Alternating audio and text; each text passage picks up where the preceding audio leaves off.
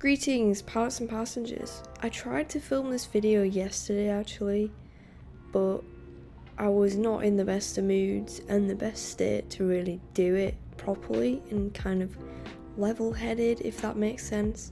So I thought it would probably be best if I did it today instead. So, as the title says, it is confronting a quite disordered eating pattern that I have developed over the last few months. I would say that it started off not intentionally, but then eventually I didn't really deal with the reasons why I was doing it, if that makes sense. As you know, for about 6 months or so now, I've been doing the carnivore diet. It has helped me massively in terms of managing my inflammation, my struggles with IBS, which I no longer struggle with in terms of the crippling constipation, chronic constipation. I haven't had that. I have managed to deal with most of the persistent bloating. I rarely suffer from persistent bloating now. My stomach does still react to foods. It can be anything sometimes, which goes to show I have a lot of healing to do and it's still very damaged. Yeah, it's been an amazing journey. I've learned a lot and I'm still learning. One of the ways I've managed my inflammation and my digestive issues is through fasting. So I naturally do intermittent fasting, which is usually about 16/8 fasting. Basically, I just don't eat breakfast and then I just have lunch and dinner and do it that way, and that works for me, and I've been doing it for a good couple years or so now, just naturally, which is fine. I have no issues with it. But then I started doing more 24-hour fasts when I was really unwell, just because I was in that much pain and discomfort.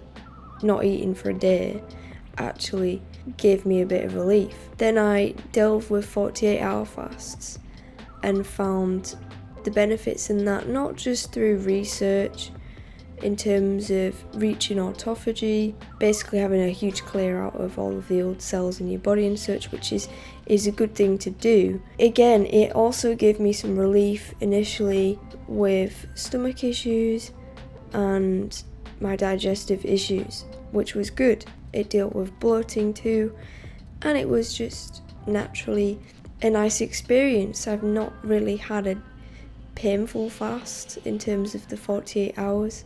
I tried a 72-hour fast and basically fell very unwell. It was an experiment and I learnt my lesson from it.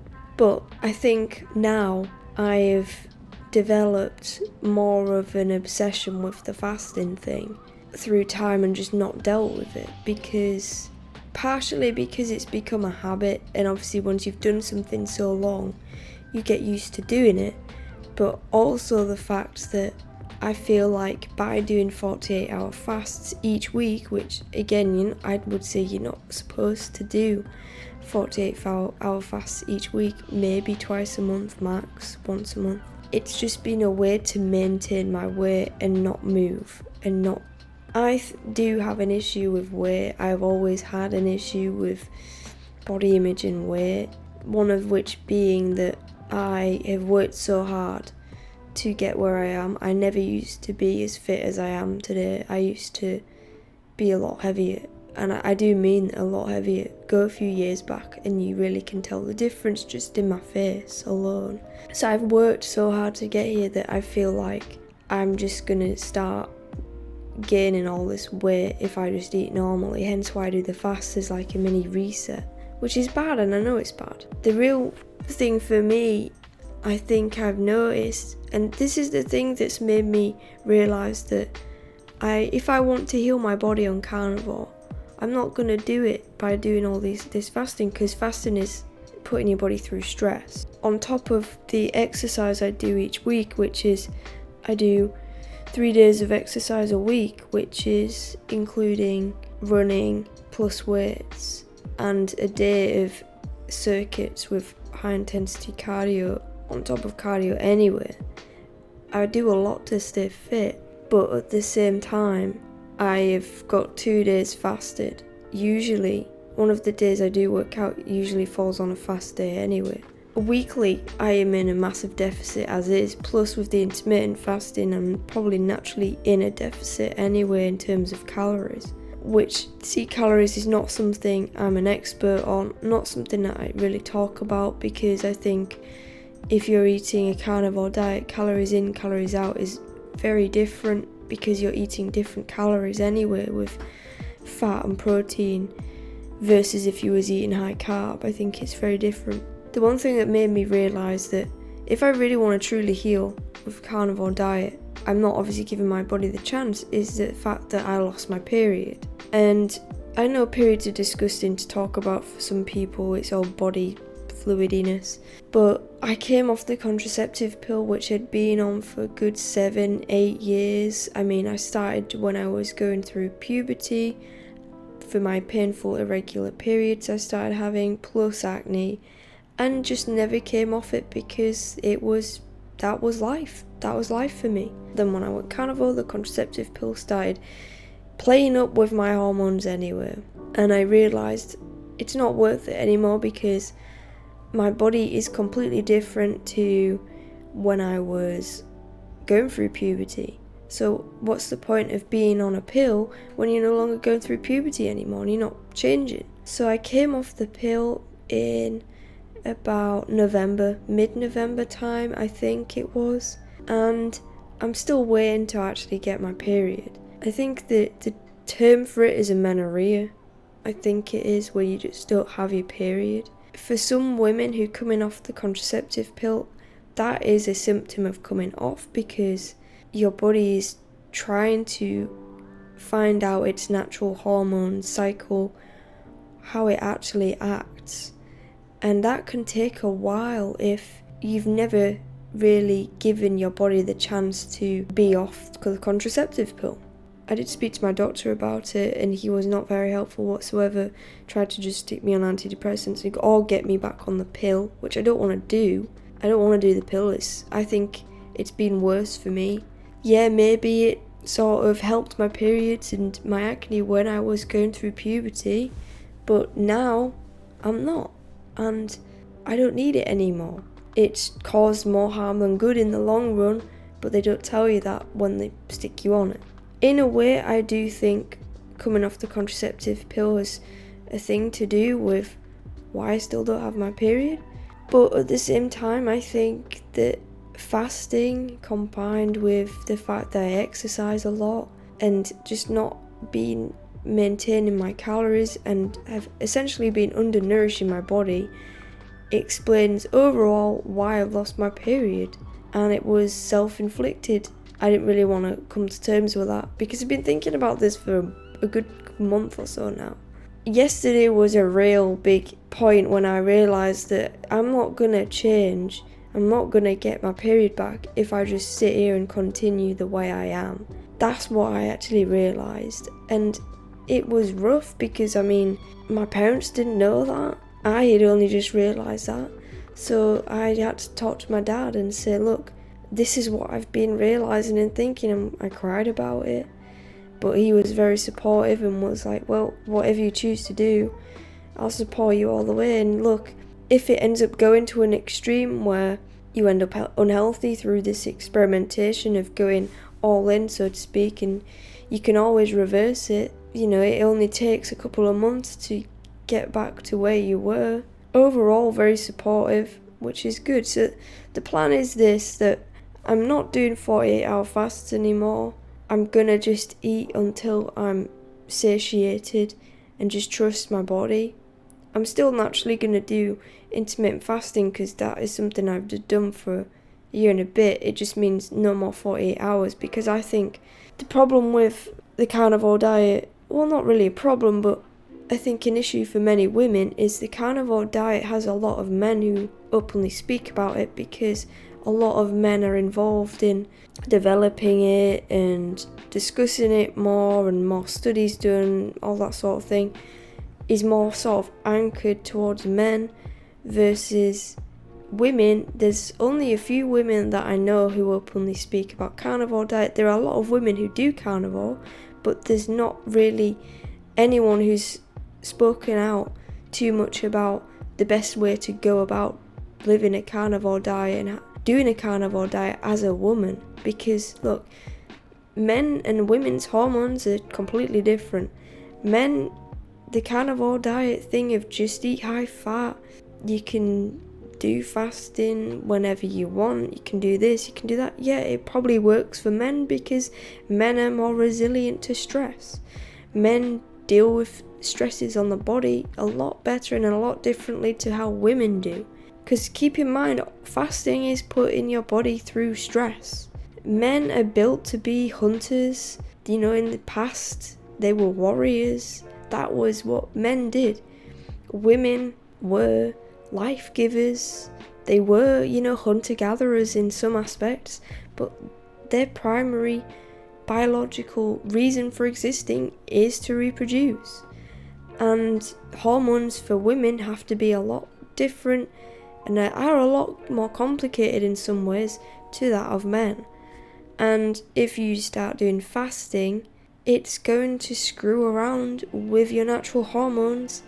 And this is the thing, when a female body thinks it's not safe to reproduce, to house a child within it, it's going to stop doing those reproductive fertility things, such as having a period will go out the window because your body's saying it's not safe for me to do that. So I need to get to a point where my body thinks it is safe to do those things again. And it's going to be difficult, and I've accepted that if that means I have to gain a bit of weight to get there, then so be it. But this is a really good opportunity now to realise that I can make the most of this experience by changing my body for the better anyway, because I've spent the last few days or so researching body composition, researching about period cycles and women's hormones on carnivore and all this sort of stuff from other women in the community who've had the same experience that I've spoken about. The Strong Sisters, they lost their period but then got it back. Steak and Butter Gal, who I've interviewed, she didn't have her period anyway because she was vegan for so many years, which is a very destructive diet altogether in my opinion. And she regained her period and completely changed her body composition over a period of 6 months, which took her body gaining a lot of weight and then realising that it had healed and that it wasn't stressed anymore, and then lost all of that weight and body composition changed. I feel that that is a route that I'm gonna have to go down because I weigh nothing anyway. I'm 5'1", which is very short, and I weigh 48 kilograms, which give or take is 7 stone 6, 7 stone 7. So I weigh not much at all. In my eyes, and the way I want my body to be, is fit, is very strong, is muscular. I don't want to be skinny. That's not how I want to be. I want to be muscular, and I want to be strong, and I want to have muscles. And I know for some women that's not what they want to be. They would rather just be slim or thin. But I want to be blooming chunky muscles. That's what I want to do. That is why I've been going to the gym the past however long. And at the same time, this whole hole I've dug myself is why I haven't made really any muscle growth the past year, and it's been so slow, is because I've not been nourishing my body and giving it enough fat to actually convert to muscle. I've not been eating enough to actually build that necessary muscle that I want. These next few months are going to be tough because I'm going to have to just eat till I'm full, trust my body knows what it's doing. At the same time, lift a lot of weights too. I enjoy weightlifting. I'm still going to do it. That's what I want to do.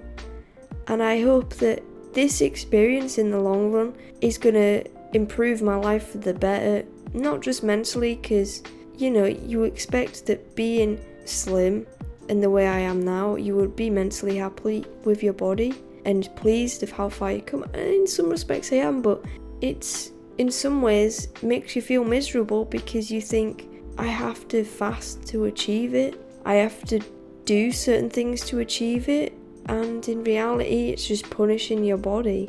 When I want to develop a safe and effective way to build muscle, to completely change my body composition, and also just be mentally happy. So that is my plan. I've spoken to my parents about it. They're 100% behind me with it, with whatever I do, especially my dad, because obviously my dad's my gym buddy. So I said, look, we need to get our bums into gear and actually start taking lifting a little bit more seriously. And I said, if you want to help me with that, then awesome, but that's something I want to work on. I'm not going to increase my weightlifting days. It's still going to just be 3 days a week plus cardio, but I'm going to try cut down on the cardio but just do more weightlifting. Cardio is necessary, but it's when you do too much that it sort of hinders your muscle growth. So trying to find a balance between the two. Yeah, it's gonna be rough. I feel like my body has weight to gain, but there'll come a point when my body is happy enough that it has gained sufficient weight that it will just let go of anything unnecessary and I'll be healthy again. That's what I want, and that's what I hope for.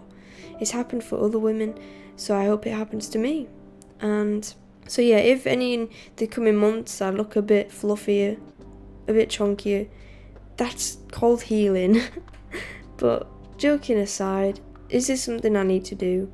And I wanted to be honest about it. Part of this is going to be me trying to introduce a bit of dairy again to up my fats a bit. And carbs wise, I'm just going to stick carnivore. Ideally, eventually I do want to try move to a more paleo based, because I think for women's hormones there needs to be a certain potentially amount of carbs, or very simple carbs, nothing crazy. It's something as simple as having maybe potatoes or blueberries is very paleo, that sort of thing. Not going towards anti-nutrients and high oxalate foods, no chance. It's something further down the line I want to look at. And then something I do want to then start considering is calculating more macros for taking muscle gain a lot more seriously. But as now, that's not a route I want to go down, because I don't want to develop a disordered eating with that. I just want to focus on healing, and that is something from now and from yesterday actually I'm taking more seriously. It is scary in some ways, but I feel in the long run it's gonna work out. I'm just gonna see how it goes. So yeah, thank you for watching today's video. I know it's a lot of me waffling, but if it helps one person maybe going through the same thing, then awesome.